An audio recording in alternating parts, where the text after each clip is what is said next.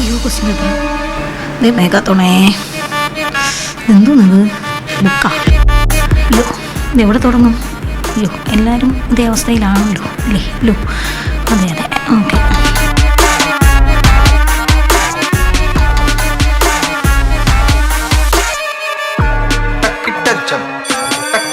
Students question booklet open ചെയ്തോളൂ. എങ്ങനെ പൊട്ടിക്കും? എൻ്റെ അമ്മേ എവിടെയാണ് ഇതിൻ്റെ ഓപ്പണിങ്? കിട്ടിപ്പോയി കിട്ടി. ഇതൊന്നും ബുക്ക് എത്ര പേജ്? NCERT ഉണ്ടല്ലോ. അയ്യോ എക്സും വൈയും ഡിയും കുഴപ്പമില്ല, ഇപ്പം നോക്കണ്ട, പിന്നെ നോക്കാം. എല്ലാം കൂടെ ടെൻഷനാവും വേണ്ട. എല്ലാ പേജും ഉണ്ടല്ലോ അല്ലേ? 1 2 3 4 5 6 7 8 9 എല്ലാം ഉണ്ട്. ഓക്കെ എല്ലാം ഉണ്ട്. എൻ്റെ OMR എൻ്റെ OMR ഒരിക്കലും മറക്കല്ലേ രാമാ. അയ്യോ ആ പേന പിന്നെ എന്ത് എഴുതണോ? അത് അവർ പറഞ്ഞിട്ട് എഴുതാല്ലേ, മിണ്ടാതിരിക്കാം. കുറച്ചേരം നോക്കാം. പറഞ്ഞു ഓക്കെ. രജിസ്റ്റർ നമ്പർ എഴുതാനായിരിക്കും അല്ലേ? എൻ്റെ test I D okay 1 5 9 8 7 6 4. Okay ഇനി നോക്കാം തന്നല്ലേ 1 8 9 5 7 6 കറക്റ്റ്. അടുത്ത് നോക്കാം നമുക്ക് test I D 1 1 section physics if X is equal to 80. എനിക്കറിയാമല്ലോ BT where is the distance travel by the body kilometres. Physics എളുപ്പമുണ്ട്, പക്ഷെ വേണ്ട, ബയോളജി എഴുതാം. എനിക്ക് ബയോളജി അല്ലേ ഇഷ്ടം, ഞാനെപ്പോഴും ബയോളജി എഴുതുള്ളൂ. ബയോളജി ആദ്യം ഫിസിക്സ് നമുക്ക് പിന്നീട് എഴുതാം. ഇരിക്കട്ടെ ബയോളജി. ബോട്ടണി എഴുതാം അല്ലേ? ആദ്യത്തെ ക്വസ്റ്റ്യൻ വായിക്കാം. With respect to chloroplast the site of cyclic electron transfer. Okay mark ചെയ്തേക്കാം. വേണ്ട, കുത്തിട്ട് പോവാം. ഈ കുത്തുകളെല്ലാം കൂടെ ഒരുമിച്ച് മാർക്ക് ചെയ്ത് പെട്ടെന്ന് പരീക്ഷ എഴുതാം. അപ്പം കുത്ത്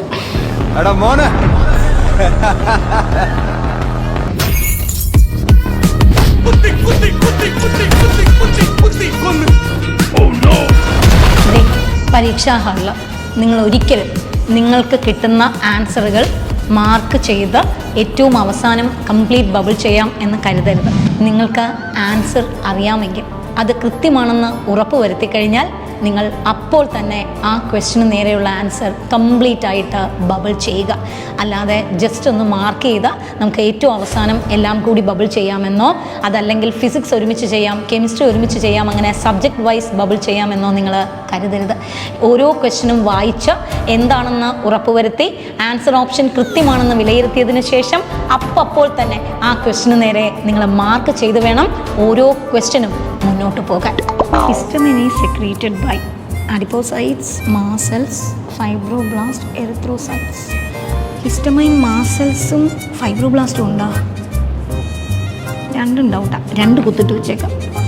പിന്നീട് ഇതിലേതാണെന്ന് ലാസ്റ്റ് നമുക്ക് നോക്കി ഏതാ കറക്റ്റ് എന്ന് എഴുതാം. എന്തായാലും 2 കുത്ത് കിടക്കട്ടെ ഇവിടെ, പിന്നീട് കറപ്പിക്കാം. അവിടെ കിടന്നോട്ടെ. അതുപോലെ തന്നെ ഇതേ കണ്ടോ, ഒരു ക്വസ്റ്റിന് ഒരിക്കലും 2 ആൻസർ വരില്ല.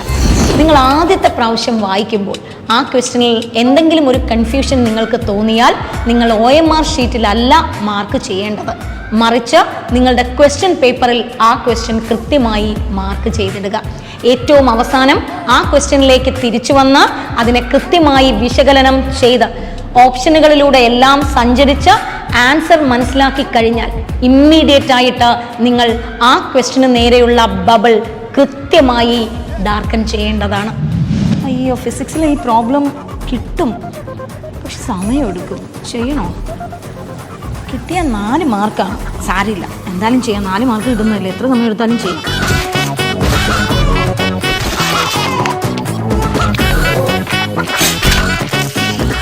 ഇത് ഉറപ്പായിട്ട് ആൻസർ കിട്ടും, ചെയ്യാം, ചെയ്തുകൊണ്ടിരിക്കാം. നീറ്റ് പരീക്ഷയ്ക്ക് ചോദിക്കുന്ന എല്ലാ ക്വസ്റ്റ്യനുകൾക്കും ഒരേ മാർക്കാണുള്ളത്. നിങ്ങൾ ഏറ്റവും സിമ്പിളായിട്ട് തോന്നുന്ന ഒരു ക്വസ്റ്റ്യൻ എഴുതിയാലും 4 മാർക്കേ കിട്ടൂ, മറിച്ച് ഏറ്റവും ഡിഫിക്കൽട്ടായിട്ട് ഒത്തിരി സമയം വേണ്ടി വരുന്ന ഒരു ക്വസ്റ്റ്യൻ എടുത്താലും 4 മാർക്കേ കിട്ടൂ. സോ പരീക്ഷ എഴുതി നിങ്ങൾ പ്രോബ്ലം ചെയ്തു തുടങ്ങുമ്പോൾ അത് 1 മിനിറ്റിനുള്ളിൽ നിൽക്കുന്നില്ല എന്ന് തോന്നിയാൽ, നിങ്ങൾക്ക് ആൻസർ കിട്ടുമെന്ന് ഉറപ്പുണ്ടെങ്കിൽ കൂടി 1 മിനിറ്റിനുള്ളിൽ അത് ചെയ്തു തീർക്കാൻ കഴിയില്ലെങ്കിൽ ആ ക്വസ്റ്റ്യനുമായി ഒത്തിരി സമയം ഇരിക്കരുത്, മറിച്ച് അടുത്ത ക്വസ്റ്റ്യനിലേക്ക് പോയി ഏറ്റവും വേഗത്തിൽ അടുത്ത ക്വസ്റ്റ്യനുകളും ചെയ്ത് നിങ്ങൾ തയ്യാറാകണം.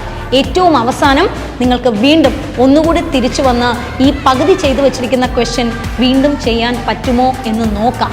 പക്ഷേ അത് നിങ്ങൾ മറ്റ് ക്വസ്റ്റ്യനുകളിലൂടെ എല്ലാം കണ്ണോടിച്ച് തിരിച്ചു വന്നതിന് ശേഷം മാത്രമേ പാടുള്ളൂ. ചുരുക്കം പറഞ്ഞാൽ പരീക്ഷാ ഹാളിൽ നിങ്ങൾ 200 ക്വസ്റ്റ്യനുകളിലൂടെയും കണ്ണോടിക്കണം എന്നുള്ളത് നിർബന്ധമാണ്. അതിനുവേണ്ടി ഒരു ക്വസ്റ്റ്യന് നിങ്ങൾ എടുക്കുന്ന സമയം അത് കൃത്യതയോടെ തന്നെ പാലിച്ചു പോവുക. Correct IUPAC name of the following compound. Wow, സില്ലിയാണല്ലോ.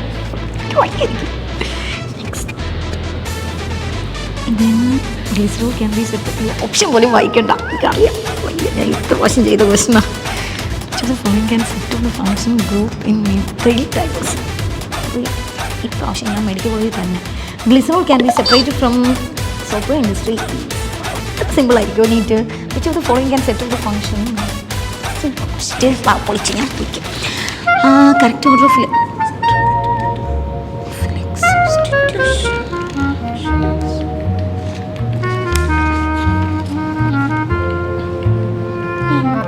substitution reaction.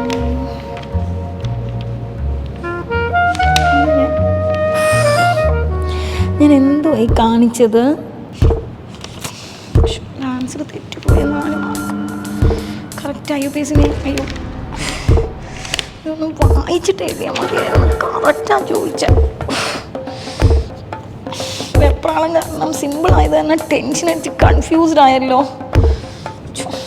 ചിന്തിക്കേണ്ടതായിരുന്നു. അതെ, ചിന്തിക്കേണ്ടതായിരുന്നു. ക്വസ്റ്റ്യൻസ് എത്രത്തോളം സിമ്പിൾ ആകുന്നോ അതിനനുസരിച്ച് എറർ വരാനുള്ള സാധ്യതയും കൂടുതലാണ്. സോ ക്വസ്റ്റ്യൻ സിമ്പിൾ ആണോ ഡിഫിക്കൽട്ട് ആണോ എന്നുള്ളതല്ല കാര്യം, മറിച്ച് നിങ്ങൾ ആ ക്വസ്റ്റ്യനെ കൃത്യമായി വിലയിരുത്തി ഓരോ ഓപ്ഷനുകളിലൂടെയും കടന്നുപോയി അത് ആണ് ആൻസർ എന്ന് ഉറപ്പിച്ചതിന് ശേഷം മാത്രമേ OMRൽ ബബിൾ ചെയ്യാവൂ. ക്വസ്റ്റ്യൻ സിമ്പിൾ ആണെന്ന് കരുതി ഏറ്റവും വേഗം വായിച്ച ശേഷം ആ സമയം കൂടി നമുക്ക് ഫിസിക്സിനോ കെമിസ്ട്രിക്കോ കൊടുക്കാമെന്ന് കരുതരുത്. ഓരോ ക്വസ്റ്റ്യനും നിങ്ങൾ കൊടുക്കേണ്ട വെയിറ്റേജ് അത് കൃത്യമായിരിക്കണം.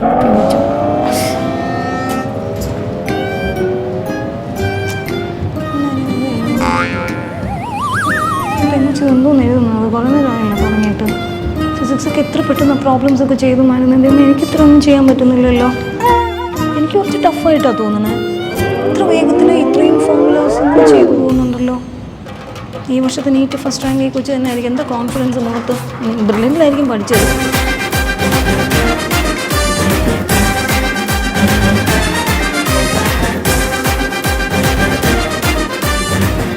ഇപ്രാവശ്യം തോക്കും എന്നാണ് തോന്നുന്നത്. എനിക്കിത്ര വേഗത്തിലൊന്നും ചെയ്യാൻ പറ്റുന്നില്ല. വേഗത്തിൽ ചെയ്യുന്നവർക്കായിരിക്കും പെട്ടെന്ന് കിട്ടുന്നത്. ഈ വർഷം ഞാൻ ലിസ്റ്റ് ഔട്ടാണ്. എന്തിനാ ചെയ്യുന്നത്? ചെയ്യണ്ട. എനിക്ക് അഡ്മിഷൻ കിട്ടൂല ഇപ്രാവശ്യം. നീറ്റ് പരീക്ഷാ ഹാളിൽ നിങ്ങൾക്ക് ചുറ്റുമിരിക്കുന്ന കുട്ടികൾ പലതരത്തിൽ ബിഹേവ് ചെയ്യും. ചില കുട്ടികൾ പെട്ടെന്ന് പരീക്ഷാ പേപ്പർ കാണുമ്പോൾ നന്നായിട്ട് പാനിക്കായി അസ്വസ്ഥത പ്രകടിപ്പിക്കാം. അതല്ല, ചില കുട്ടികൾ വളരെ കോൺഫിഡൻ്റ് ആയിട്ട് പെട്ടെന്ന് തന്നെ ചെയ്യുന്നതായിട്ട് നിങ്ങൾക്ക് തോന്നാം.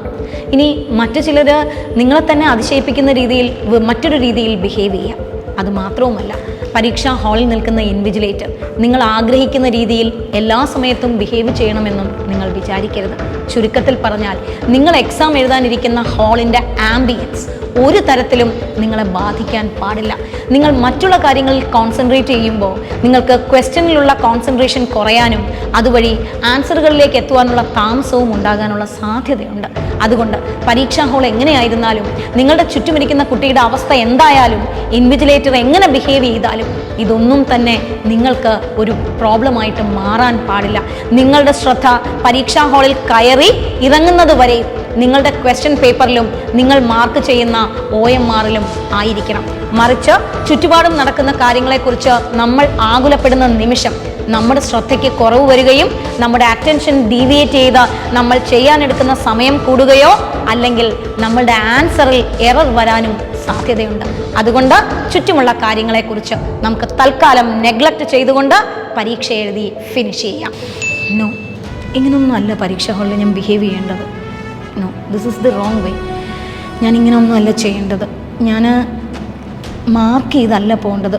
ഓരോ ആൻസറിന് നേരെയും ഞാൻ കൃത്യമായിട്ട് അപ്പം തന്നെ ബബിൾ ചെയ്ത് പോകണം. പിന്നെ സിമ്പിൾ ക്വസ്റ്റ്യൻ ഞാൻ ഒരു പ്രാവശ്യം വായിച്ചാൽ പോരാ, കൃത്യ ആൻസർ കിട്ടുന്നവരെ വായിക്കണം. മാത്രമല്ല, ഇത്രയും സമയമെടുത്ത ഒരു ക്വസ്റ്റ്യൻ ഞാൻ ചെയ്യാൻ പാടില്ല. 1 മിനിറ്റിനുള്ളിൽ തന്നെ ഞാൻ ചെയ്ത് തീർക്കണം. പിന്നെ ആംബിയൻസ്, അതൊന്നും തന്നെ എന്നെ വറി ചെയ്യിപ്പിക്കുന്ന കാര്യങ്ങളേ അല്ല. യെസ്, ഇപ്രാവശ്യം എന്തായാലും ഞാൻ മെഡിക്കൽ കോളേജിൽ കയറിയിരിക്കും. അതിനുള്ള കാര്യങ്ങൾ ചെയ്യാം. യെസ്, ദേ ഇതുപോലുള്ള തിരിച്ചറിവുകൾ നിങ്ങൾക്ക് കുറച്ച് നേരത്തെ ഉണ്ടായാൽ വൈറ്റ് കോട്ടും സ്റ്റെതസ്കോപ്പും ഈ വർഷം തന്നെ നിങ്ങളുടെ കൈകളിൽ ഉണ്ടാകും.